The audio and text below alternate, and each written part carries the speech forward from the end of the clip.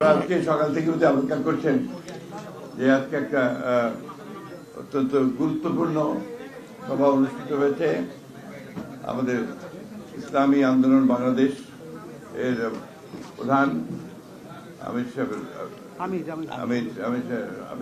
সঙ্গে, রেজাল কর্মী সাহেবের সঙ্গে এবং আমাদের বিএনপির মধ্যে আমি মেজর ফখরুল ইসলাম আলমগীর আমরা আলোচনা করেছি। এই আলোচনার যে আমরা মোটামুটি একমত হয়েছি যে বিষয়গুলোতে, সেই বিষয়গুলো আমি আপনাদের একটু পড়ে শোনাচ্ছি।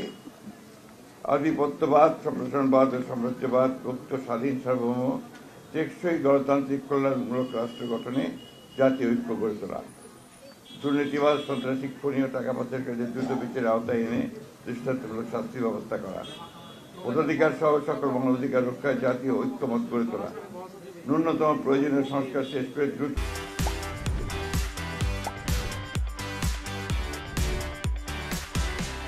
সময়ের মধ্যে সুষ্ঠু গ্রহণযোগ্য নির্বাচনের ব্যবস্থা করা, দ্রব্যমূল্যের ঊর্ধ্বগতি রোধ এবং সকল অধিকার বঞ্চিত মানুষের অধিকার প্রতিষ্ঠা করা, আইন শৃঙ্খলা স্বাভাবিক করে নিয়ে আসার ব্যবস্থা করা, আওয়ামী ফ্যাসিবাদ বিরোধী সকল শক্তি দেশ পুনর্গঠনে ঐক্যবদ্ধভাবে কাজ করবে।